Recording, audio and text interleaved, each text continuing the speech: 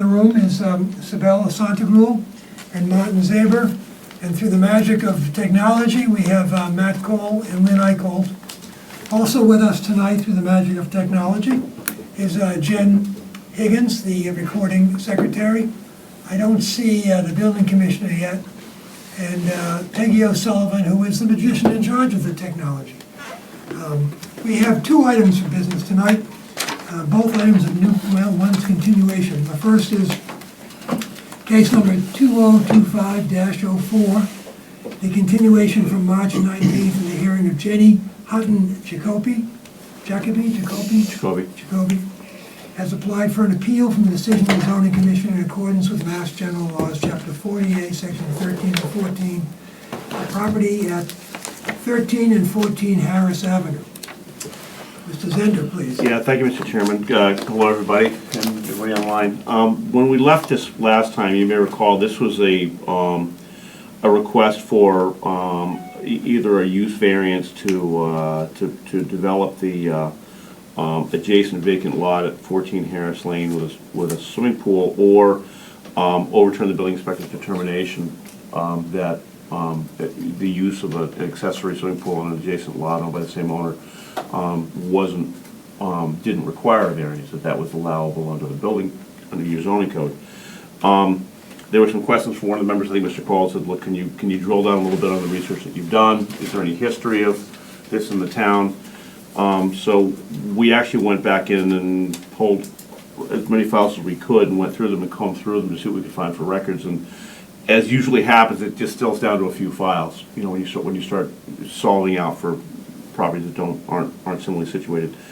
So I've presented to the board a supplemental filing involving 3 properties, all of which involve either a swimming pool or tennis court on an adjacent lot owned by the same owners. A lot is separately assessed by the town as a separately valuable lot, meaning a buildable lot, and none of these 3 were required to obtain zoning relief for the improvements for the tennis court or the swimming pool.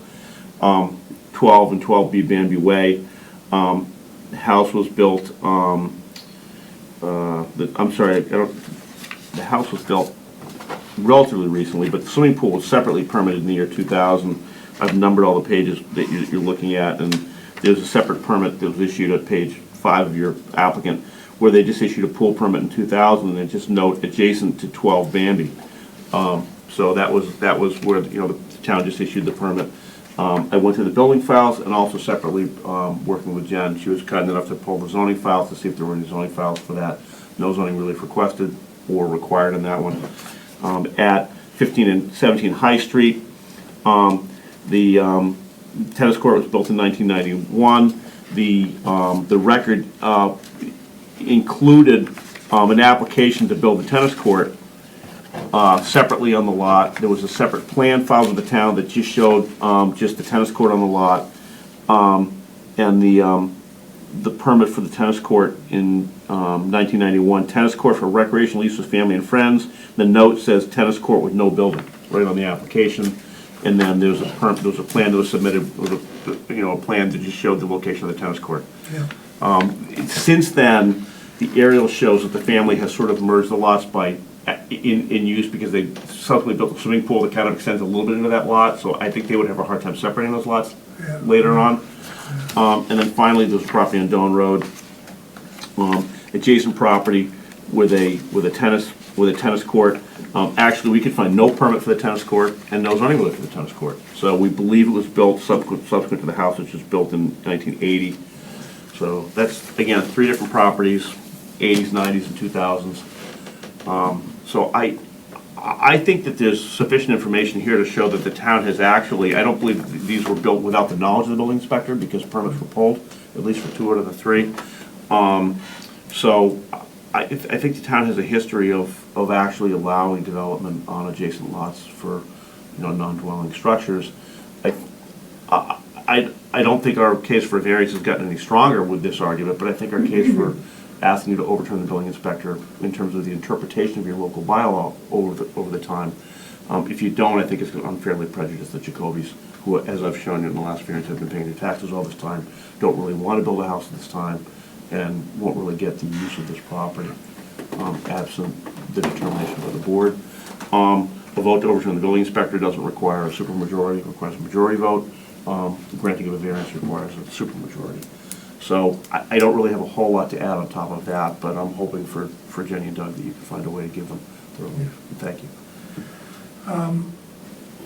Conversely, did you find any, we have no record of anyone being denied an accessory? No, and it's hard to prove a negative. I mean, I really didn't have the ability to go into town and say, again, I don't want to burden either building or Jen with saying, can you go through, I'm not sure the records are even organized in such a way that we can do that.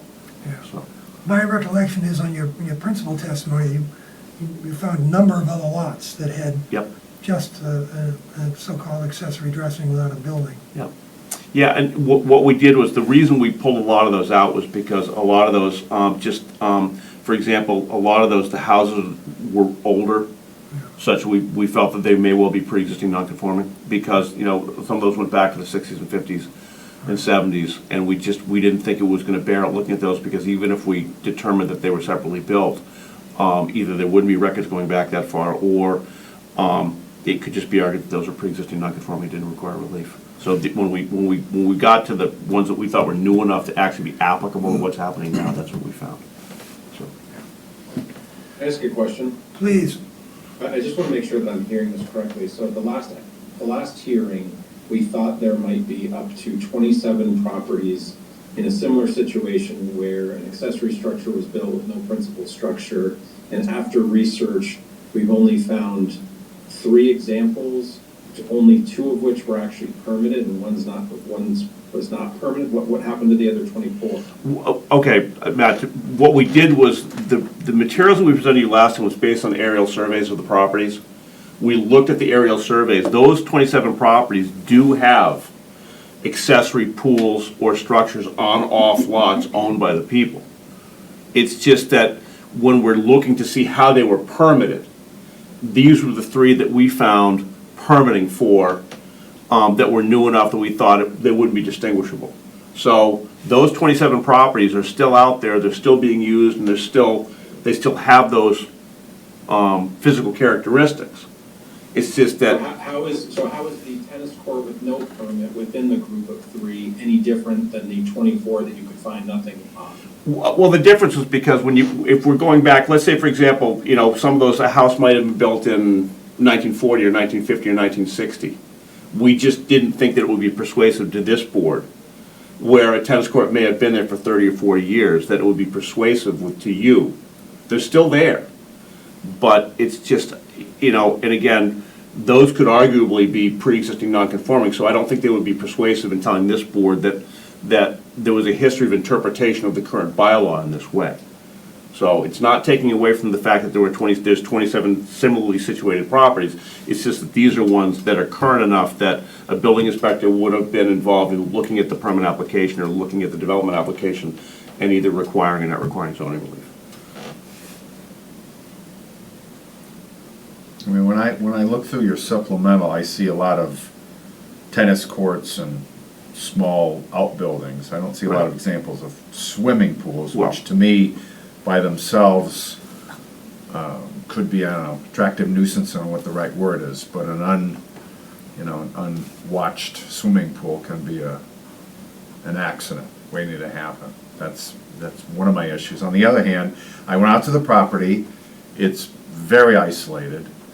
I can see how you could look at that as one lot. You can see the pool right there. I mean, you just look out the window, you'll be able to see the situation. Right. So that helped me feel a little better. If this was some lot without any, proximity to the residents or in a very more populated area, I'd be much less inclined to be in favor of this. Thank you. Isabel, any questions? What kind of restrictions can we put on this if we were to approve it? If you grant a variance, you can restrict it any way you want. If you overturn the building inspector, you're just saying that this type of accessory use is not prohibited in the town of Orleans by the bylaws. I don't think you have the ability to restrict it.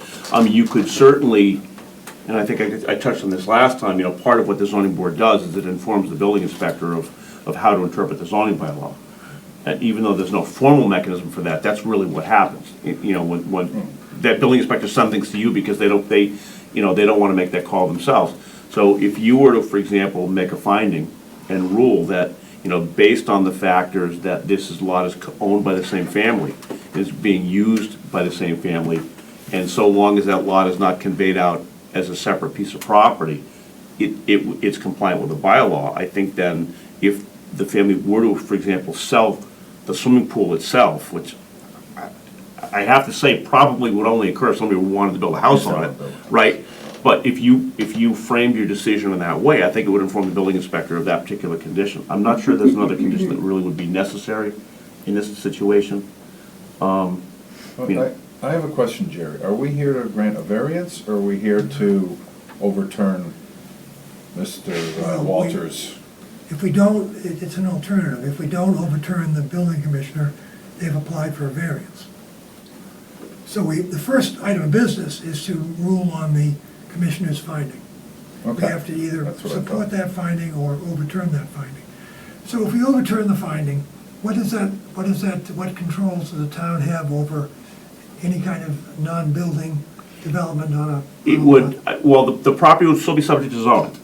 So swimming pools are required to meet certain setback requirements, and they're required to meet health Fence, I would hope. requirements. Well, and I'm not sure, right now, whether the fencing requirement still stands, but there's certainly, you either have to have a secured pool cover under state law, a secured pool cover.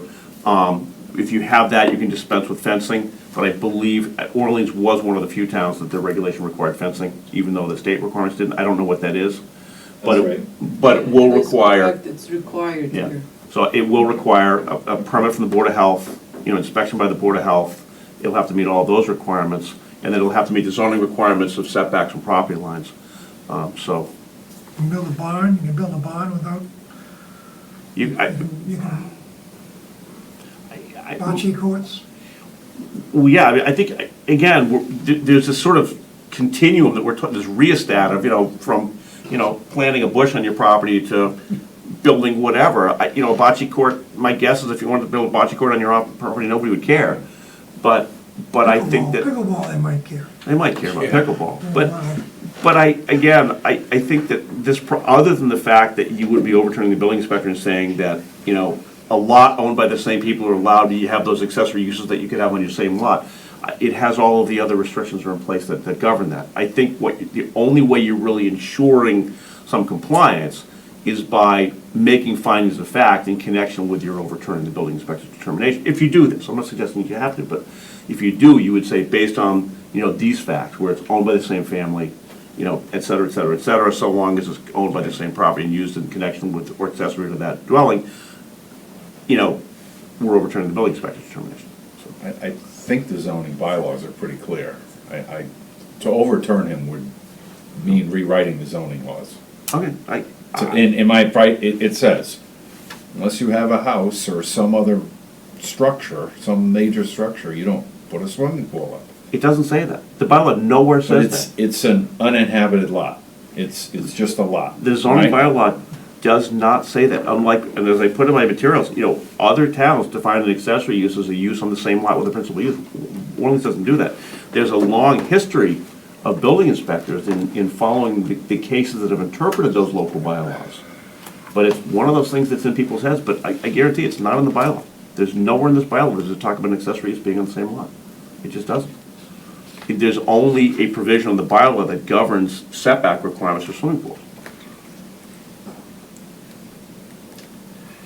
So I don't think sufficient evidence has been provided to indicate that a pattern of permitting pools or other accessory structures without a primary structure has been provided. So, I think if we're not able to issue a special permit with conditions, I don't see a way to do this. Well, the variance is conditional. I mean, the statute's clear. If you find that we meet the requirements for a variance, then you can condition the variance. That's a high hurdle. Let me just, Matt, let me pick up on that and comment. I agree with you that there hasn't been a clear pattern, but I think there is enough evidence, going back to what's the original number you had? 27 properties. 27 properties. I think there is in every neighborhood in this town, a property that has one of these in existence. In my neighborhood, there are some. In fact, my sister bought a lot in this town with only a swimming pool on it, 50 years ago. What bothers me, here's my, I think the commissioner's ruling was right, but what worries me is that we have a history of regulatory bodies in this country and in this town that make rulings that seem to be arbitrary and capricious and against common sense. And I think people in this town, just my own feeling, would think that when you have a house in an adjoining lot and you can't build a pool on that lot to use with the house, looks like arbitrary and capricious. And to explain to them that the code doesn't allow it, it doesn't prohibit it expressly, but doesn't allow it, and therefore presumably doesn't allow it. I just sort of have a reluctance to take a ruling which I don't think the people in town will understand, frankly. The neighbors didn't oppose, and the neighbors, Maybe I could get into, and I presented this argument last time, it's a little arcane, maybe not arcane, maybe it's a little nuanced, and by that, and I'm not suggesting you all wouldn't understand it, but as I said before, look, there's a lot of uses of property that don't rise to the level of something that ends up in the use table. Right? You know, I don't, you know, the zoning code doesn't say you can or can't have a pickleball court. It doesn't say you can or can't have, you know, it has it'll say like, look, an accessory building has to meet a certain requirement, but it doesn't say you can or can't have an accessory building. You can have as many accessory buildings as you want. So if this board found that a swimming pool is a use that doesn't rise to a separate use that's listed in the use table, and it's not listed in the use table. It's not. If you find that that use doesn't rise to the level of the type of use that would be separately regulated by the bylaw, then you could get to the same result. And then at least the building inspector can look at certain uses and say, look, if you're gonna put a tennis court over there, I don't need to get involved. If you're a swimming pool, I don't need to get involved, but if you're gonna build a, you know, if you're gonna build a, you know, a go-kart track over there, you know, maybe something that, you know, because the bylaw says that uses that are not permitted. don't stop putting bad uses in our. Well, no, I lives. understand that, but the bylaw says that uses that are not permitted are prohibited. There's a difference between saying that and saying that all the things that you use your residential property for, as a matter of common sense, are separate uses that are prohibited. There's a line between, you know, and again, I said this last time, look, you've got a kitchen in your house. We don't say anywhere that you can have a kitchen or a garden or, you know, things that people do in their backyards all the time, a basketball hoop, things like that. No, we don't say that those are separate uses. We just say they're part and parcel of the residential use, so. So the determination is about an accessory structure, not a use. So it's an accessory structure without a principal structure. Now, I think the likelihood of this is very low, but the potential is that the pool gets built and then that lot gets conveyed to someone else. They never build a principal structure. The lot, you know, stays uninhabited and the pool becomes a danger and a nuisance. I don't think that will happen. If we had a special permit before us where we could condition it that either the lots stay in common ownership or that principal structure is built, I would feel differently. But I'm not saying the bylaw is correct. I'm just saying that I think Davis has it right. Well, to get to Matt's point, look, if there were a special permit granted, and the special permit said, look, one of the conditions of the special permit is that this lot has to be held in the same ownership and used, and the pool has to be used as part and parcel of the house, the same way you would do with you know, accessory dwelling units, things like that. If somebody did convey out the lot, that's an enforcement problem, meaning they're in violation of a special permit. If this board rules that this use is a use that's allowable so long as it's under those same conditions, then informs the building inspector of that in your findings and your determination overturning them, then if the lot gets conveyed out, the building inspector understands and can issue an enforcement order the same way that he could for violation of a condition of a special permit. It doesn't put the town in any It's different. not recorded to the property, it's in somebody's file, or it disappears. Well, you Yeah, it It's could, doesn't never gonna be found. readily pop up. but you could, but you could require, you could require that this decision be recorded in the registry of deeds. I mean, you could certainly require that, we would consent to that. Add this decision into the deed of the property. Yeah, we would consent to a recording of the decision, you know, with a marginal reference to the deed. I mean, absolutely. I mean, there's no intention not to do that, so. Allowing them to use the two lots without forcing them to combine them to preserve the economic value. I see no issue with that. I'm troubled by what If the recording section, is, can be done, great. I'm sorry, Matt, what was that again? If absent a special permit, we can still create an action that requires a recording, then I can get on board with that. We can do that. I don't know what I think we can section- do that. What section allows us to give a special permit? There's no section for a special permit, but we could certainly consent to a condition But we don't have authority to give a special permit. but you could, for example, overturn the building inspector and say, look, provided that certain conditions are met. It seems to me that we don't have the authority to give a special permit, but. We're not the suggesting only- that. What's that? Right. What I'm suggesting is that No, I know. if the board finds that in the circumstances in which this lot is co-owned by the same owners, then it's not a violation of the zoning law, we could consent to the recording of that decision with a marginal reference, you know, prior to the issuance of the permit for construction of the pool. I mean, again, it gets you to the same place. Yeah, It seems to me that we overturn the building commissioner's finding, we have no hook on you at all. Well, not if we consent to the recording of the decision. if I may, Please, yeah. I totally agree with the building commissioner and his determination, so it's kind of difficult to overturn something that, you know, he obviously did the right thing. He Right. doesn't have the authority to just, you know, give this permit. Can you talk about the variance part? How can you meet the variance part? Have you thought about that a little bit more? Yeah, look, we think about it all the time, but again, and I'm gonna be real frank here, I'm looking at a zoning board right here that is being very, very technical in its application of not only the bylaw, but how the bylaw relates to itself and to the building inspector. And the enforcement of And it. the enforcement of that. I have sat in front of zoning boards for the last 35 years and asked for variances in places where one of those three standards is difficult to prove. We do it, and usually we get the variance when a board thinks that the result is right, that there's little likelihood of appeal, and that they don't think it creates some kind of a precedence that's gonna really negatively affect the board. And they do it, but that is always dependent on the board's ability to say, okay, you know, we think that this will meet the spirit and the intent of the bylaw. We think that there's a hardship, but we're having a hard time connecting that hardship to shape topography and soil. And some boards are technically, I call them technocrats. If that's a problem for this board, I can't get a variance.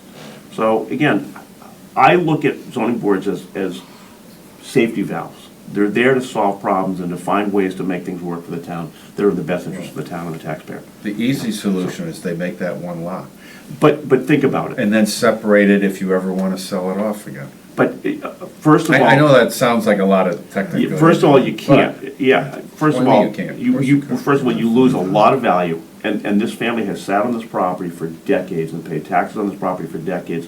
They're not ready to put a house on it, and they don't, frankly, can't spend $500,000 or $750,000 to put a house on, just so they can have a pool they can walk out and use, so. Make it the two properties one, and then they can put a pool up. But once you merge And them, then- you lose the bylaw. But then you can separate it later on. No, you can't. It's not 40,000 square feet. It's too small, once you small. combine those lots, you've lost, They're $1 not- million in It's value. not a buildable lot under the current code. Oh, I thought. No, they full fall under the lots. exception of the zoning code that says a lot created prior to a certain date shown on a subdivision plan Oh, that's so they're 20,000 not two square full feet. lots, okay. So the minute they merge those lots, they lose the ability to give one to their kids. I think that the financial hardship for this applicant to merge that lot is significant. So, and again, I'd like to see them get a pool. I'm trying to figure out the best. personally, Way to do this. I think the Makes best way, sense. I think the best way for this board to do it is to make findings of fact that in this situation where the properties are co-owned, and as long as they're co-owned, then the building inspector's determination, and I have to go one more step with the building inspector. You know, I watch building inspectors do this all the time. They send you to the zoning board, not because they're against what you're doing, and not even because they're slavishly adherent to the bylaw, because unusual questions of fact and law are always sent to the board for your determination to inform the building inspector. They don't have a dog in the fight, and, you know, I'm sorry Davis isn't here to argue with me on this point, but it's being put to you to wrestle with a problem that is above the pay grade of the building inspector, and we have a difficult time, because when it comes to you with a denial, there's a presumption that the building inspector, you know, is sticking to his or her guns on the issue, as opposed to really wanting to send this to the zoning board to solve a problem and to provide some guidance on the issue. So, Well, he had an issue with the enforcement of it. If it were to be allowed, other properties would look to do something similar, and then how does he enforce it? Right, I think once you do it, it's done. yeah, but again, look, if everybody in Orleans who had a second lot put a tennis court or swimming pool on their lot, it would be better for the town. That's that many houses that aren't being occupied, and driveways and cars, and, you know, we're trying to minimize density, so, you know. You're touching, you're getting to a third rail politics. I understand, I am, but I'm just saying, in the worst case scenario, the horse getting out of the barn on this one, it's, everybody rushes out and puts an accessory use on their off lot rather than fully develop it as a separately saleable house. So I don't see this one as being antithetical to the interests of the town and of the zoning code, even if this ended up being the settled law of the town. So. Well, I agree with you on that. I agree with you on that. I don't think this is the worst thing to happen. I don't think the people in town would be upset if it happened. But, and I think people in town might, as I already said, be surprised that it wasn't allowed to happen. And the number of letters that we support, the entire neighborhood is in support of this, including, and these are people that you know, the Jacobys have been friends with for literally generations, so. So I'm hoping you can find a way to do it, you know, if you have to, and pardon my language, you have to hold your nose and find a linking in the variance criteria, so that you can have the condition, I'm fine with that. Because once you rule on this, it's gonna be over, so. Let's attend to process here for a second. Is there anybody here wishing to speak on this issue? Peggy, is there anybody out in the virtual world wishing to speak? I don't see any hands raised. We do have a person who called in, and there's no way for them to raise their hands, so I'm gonna let them in just in case they have something to say. Okay.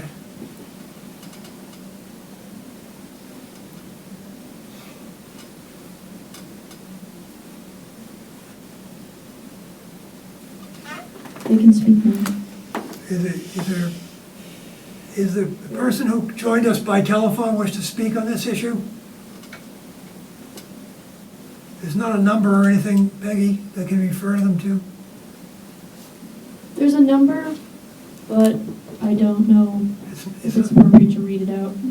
They usually show up on the visual. Can you read the last four digits of it? Last 46538. Is the person who called in from telephone number 6538 wish to speak on this issue?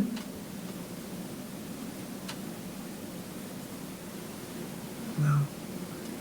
All right, I'll take that as a no. Well, members of the board, what's your pleasure? Anyone want to come up with a motion? I have to be honest, I'm too new to this to come up with a motion for this. Lynn, have you any issues you want to talk about? Want to give us your sentiment? Mary, I didn't hear you. Oh, do you have any feelings you want to express or questions? Yeah, I'll just say that I think we should approve it. I don't know technically, and I do think there needs to be the conditions we've been talking about on it. And I think the town's bylaw is clogging here, and the town needs to clean up its bylaw. Yeah. And I also happen to think Davis did the right thing. I would make the same interpretation with the vagueness of the bylaw, but I think we should approve this. I don't see the harm in it as long as we have the condition around it. And, but I'll let somebody else figure out what the motion should be and the approach to it. Yeah. Matt? Yeah, I totally agree, and I wonder if we might need town council guidance on this. I don't think overturning it is the right mechanism to get this, but the applicant seems more than willing to record the conditions that we want, so how do we get to that end without overturning? Yeah. I totally agree with that, if I Yep. may. I think that the only true path is the variance path. But even though it's a tough It just, one, it doesn't meet all three conditions. It's not gonna meet the land condition on I the. think that's right either. What if, and again, I'm trying to dance on the head of a pin here, and I'm sorry to all of you for this. What if rather than overturning the building inspector, you make a finding that as long as the applicant has submitted to the building inspector a recordable condition that the property is kept in the same ownership? So the condition becomes a condition of the building commissioner? Well, you don't overturn the building inspector, you don't act in that way, and we withdraw our variance application, but you make a finding that without overturning the building inspector, you find that as a board sitting in this position, that as long as the applicant has recorded and submitted to the building inspector a condition that the property shall be owned and used in common and shall not be separated in ownership unless and until the property meets the requirement of having a separate dwelling structure on the property, then that is compliant with the zoning bylaw. That way, you're not overturning him and saying he's wrong. You're just saying, A condition. you're making a finding as a board that your interpretation of the bylaw, as long as that particular condition is met, then he can issue a permit for that use in this situation. And then that way, we can't get a permit to construct the pool or use the pool unless we record that condition on the registry of deeds and make it part of the record title and the record file. So I'm trying to find a way for you not to overturn the building inspector, but still, in your authority as a zoning board, provide guidance to the building inspector. then town council may be a good idea. Well, yeah. You know, Mike might be able to find a better way to do it. I'm just, again, I'm coming from whole cloth. Mike's pretty conservative, as you know, I don't know. Maybe. Matt, what do you think to that solution or that suggestion? I think that's in the spirit of what we're attempting to do here. I'm happy to try to craft that motion if we want to get through it tonight. I still think that with the chance that something like this comes up again, if we're going to go forward, we should have our decision reviewed so that we know if that we've done something Yeah. repeatable Yeah. and correct. You're suggesting that we take a break here and continue it until a conversation with town council? I'm willing to make the motion if we want to take action tonight, if there's time pressure here. Otherwise, waiting, getting advice first, and then closing this out next meeting. Yeah, We can come back to the next meeting. I mean, like, I want the board to do what it can do. We don't wanna do something the town No. council would Well, then go, what you're thinking, or this isn't legal, or. And if you take the vote inappropriate. tonight, and then the hearing is closed, and I think you would be better off consulting with town council, having us come back at your next meeting. I agree. I'm not sure when that is. It's 2 weeks from tonight. Jen, do we have a meeting 2 weeks from tonight? May 7th? No, No. nobody's scheduled. The When's- 21st is the next meeting. May 21st is the next meeting. So isn't the 7th normally a meeting? that we You can't have, I hate to ask you guys to come Well, there back. wasn't one scheduled. I With think one is what she's schedule, we could saying. have a meeting. Could even be a Zoom meeting. That's April, that's, Seventh. that's May 7th. I mean, May 7th. I will not be here, I'll be out of country, Okay. but Boston. I'll come back. Go through the, make Well, Austin, he can listen make to Austin he can listen listen to this. the hearing, Yeah, yeah, and that's what I yeah. had to do for this. Yeah, I'd support that idea. Well, could I request an extension to May 7th, and if you find that you don't have a quorum, Yeah. ask for, just move it to the next meeting, is that okay? Would you Yeah, mind? I- I'm not sure what the pressure on my clients is, but I don't know. All right, I'll make a motion that we continue this till May 7th with the idea that I will speak with the building commissioner, the town council, and go over our discussions and see if it's possible to make it conditional upon a filing with the land court, or the registry of deeds. Second. Let me call the roll. Lynn, Yes. Matt, Yes. Martin, Yes. Sorrel, Yes. and yes. If you, I'd appreciate if you could just jot that down, what the condition would be, and I'll shoot an email over to Jennifer and you tomorrow. there we go. If that's okay? Okay, yeah, we'll do that. So you have your continuance to May 7th. Thank you. Okay. The next item of business, let me find my agenda here. That's why I like paper. Paper's faster than my technology anyway.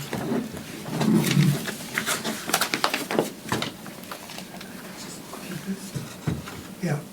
The next item of business is case number 2025-06, Kevin L. Higgins and Stacy L. Higgins, Nancy M. Higgins and Scott E. Higgins, trustees of the Higgins Kenneth Lane Realty Trust, have applied for a special permit as set forth in Mass General Laws, Chapter 48, Section 6, of a property located at 43 Kenneth Lane.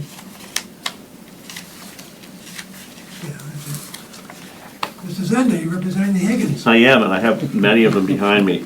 May I just make just so that the board is aware, I'm not an abutting neighbor, but I am a neighbor. Okay. I didn't think it would make a difference, but I If it just doesn't, wanted to put it forward. We have a policy here that it's your call. If you feel that you can vote accordingly and act accordingly without undue influence or feel restricted, you're welcome to join us. No problem, I don't think that'll be a problem. And I'm also, for the record, going to note that I am on a nonprofit that supports the Veterans Committee that Kevin chairs, and I can be impartial. Very small town. Yeah, it's gonna happen. May I ask Austin to, Austin's our son. oh, he's your son? Yes. Okay. I thought you looked familiar. Okay. Yes, yeah, and we're very proud of him, by the way. Very. Okay. So I think the first hearing actually made this one seem like the easy hearing, and although I'm not sure if it is. The Higgins family has been on the Cape for a long time, hundreds of years, and they have a property out there that that Mr. and Mrs. Higgins bought and built a house in 1941, built another house in 1961. You have a and the property does not have enough frontage to create the required 150 feet of frontage to divide the lot into two lots. However, you have an unusual provision in your bylaw at 164.21.a footnote 2 that says that if buildings were in existence prior to 1973, as of March 73, by special permit, you can create lots of less than the required frontage. So what the Higgins would like to do is, the property is owned by different family members. They've made it work over all these years, but it gets more and more difficult as generations come along, and co-owning property is just, although they get along, is problematic. So these lots would meet your 40,000 square foot minimum lot area size, but for the change of your zoning definition, which excludes land other than buildable upland in lot area calculations. And your buildable upland definition excludes wetland resources defined by the Wetlands Protection Act, including coastal dunes and coastal banks. So because of the existence of the coastal bank, these lots, which each have over 40,200 square feet of upland, one lot loses 1,808 square feet to the coastal bank, and one lot loses 3,666 square feet to the coastal bank, leaving these lots with 36,334 square feet and 38,192 square feet. So we're asking for a special permit to allow for the division of the lots to create less than 150 feet of frontage in each lot. These lots would be left with 87.50 feet on each, 87.5 feet of frontage linear. They're exactly divided in half. But in order to create lots of less than 40,000 square feet of buildable upland under your current code, we need a variance from your bylaw for that. And in this one, I think the variance criteria is probably a little more straightforward for you, for what you're used to hearing. The hardship here for the Higgins family is if the only other way that they can separate ownership on these properties, and right now what happens is they own them as tenants in common, where they co-own the properties. They're responsible for each other's debts and liabilities. They have to pay tax bills together, they have to pay water bills together, they have to make all decisions jointly about succession, et cetera, except for the tenancy in common. It's difficult ownership. They could do a condo, but as you know, condos are expensive to create, they're expensive to maintain, they require common insurance, they require common areas and common decision-making. They're difficult to mortgage for a lot of banks, and they devalue the property because you're tied to another family or another group of people in terms of your ownership. So for these families to go forward and continue to stay on the Cape and have their separate lives with separate children, it's a hardship for them not to be able to separate these lots and use them exactly the way they've appeared to the public to be used for all these years. When you drive down the road, you see separate driveways going in. The properties are well set back from the road. They appear to be separate homes. They're used as separate homes. The only thing tying them together is a common septic system, which is going to be separated if the lots are ever sold, which can be conditioned under the special permit and under the variance. The lot line has been created to maintain the required dimensional setback requirements. So there's no change in the structures themselves, so we're not creating any dimensional nonconformities. And this hardship is created exactly because of the topographical condition of the lots having a small portion of each of the lots in the coastal bank. So, and then finally, the relief can be granted without substantially derogating from the spirit or the intent of the bylaw because it doesn't change the physical manifestation of the structures on the lot. It doesn't change the density, the scale, the massing. There's no perceivable change in the impact on traffic or any other interest to be protected by the bylaw. So we're hoping that you can find that we've demonstrated the requirements for the special permit on the frontage, but also that the families have demonstrated that they're complying with the variance granting criteria as well. So the separation, of let's take the special permit first, Yep. do them one at a time. Mhm. So I haven't gotten a chance to get over there, but the driveways already go through the two separate, if you separated the frontage, separate driveway and. Yeah, if you look at the plan that's been submitted, it shows the dotted lines. Here, I can just hand you the plan if you want, Jerry. No, I got this. Okay. I always use paper because I don't have it, actually. Yeah. I don't have it. You'll see there's a driveway running down the perimeter on each side of the property, coming into each of the homes. They have a little bit of a circular drive that connects them internally, but that can certainly stay if they want to keep that to stay, or they can terminate that. Yeah, okay, I see this. Yeah, I didn't have this before. So the deck being 15 feet off the property line is not a problem? Well, it's non-conforming, but the granting of the variance wouldn't change or alter or diminish that non-conformity in any way. Yeah. So if they ever wanted to, for example, if the structure on lot number 1 were ever going to be, if they ever wanted to make it taller, for example, then they would have to come in here for a special They permit under include your. that in the- They would have to come in for a special permit under your coastal bank bylaw. Well, I drove out to the property and you wouldn't even know that you separated this into two lots, or, I mean, everything is so far back, and, I mean, it's not like you'd be doing anything detrimental to the neighborhood. Oh, and finally. From what I saw. And what I forgot to say, I'm really sorry, was it reduces the non-conformity of having two dwellings in one lot. So, And the coverage on the lots, even though they're slightly reduced from an acre, is still very small, so it's Yeah. not like you've got monster houses on. 3.8% on lot 1 and 3.1% on lot 2, so Yeah, they're roughly a 20% of the requirement there. What were the dates then when these houses were built? 1941 and 1961, so.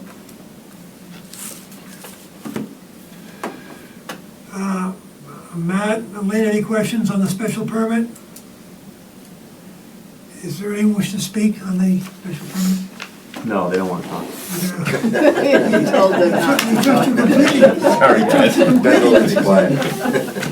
I'm always suspicious when the clients feel they have to come. I just never know what a client's gonna say, so I don't want to They say have anything, to so. They feel the need to come though, I think. I was in Wellfleet one time at a client's book, I said, well, I don't really want to build this house anyways, and then I think you were sitting on it, and the board was just like, they all just closed their folders. Like, what?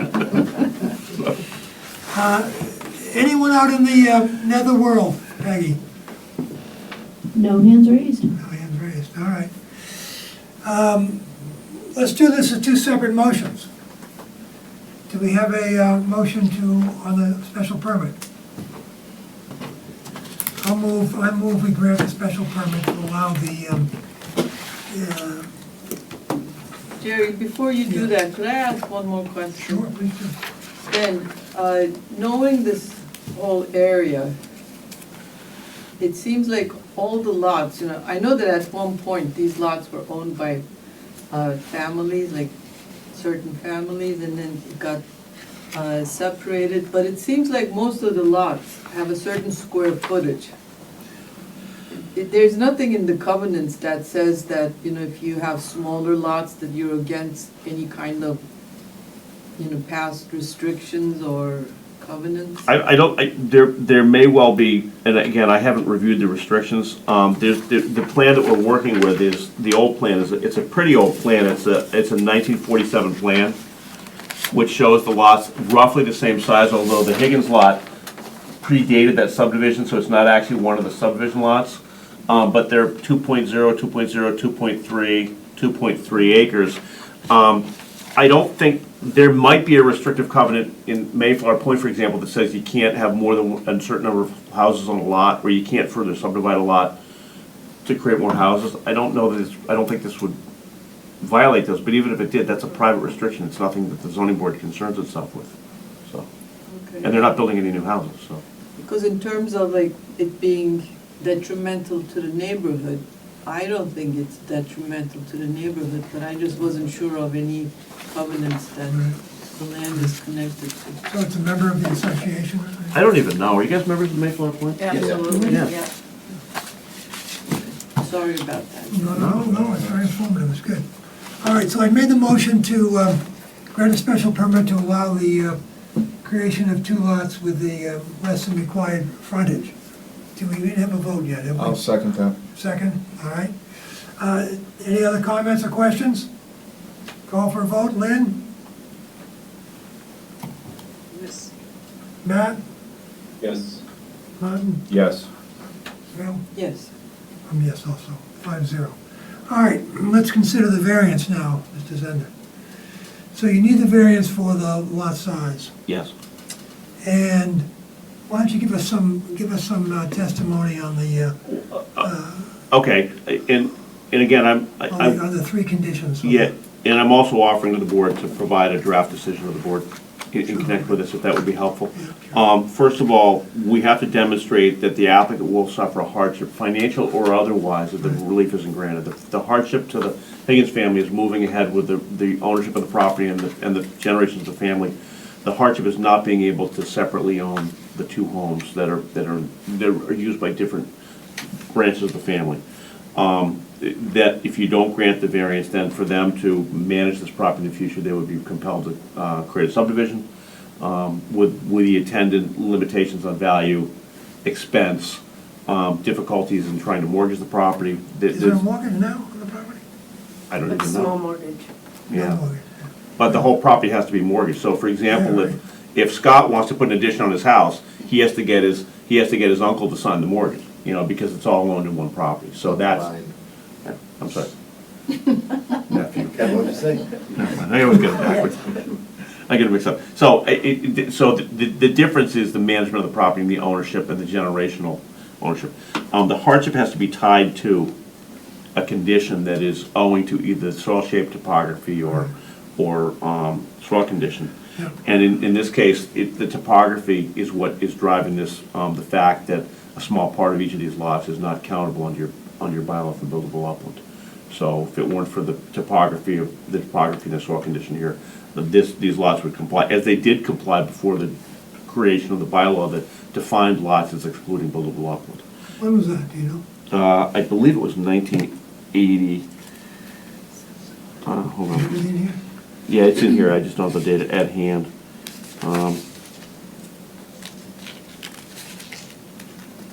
In 1984, it increased the minimum upland area to 40,000 square feet. Yeah.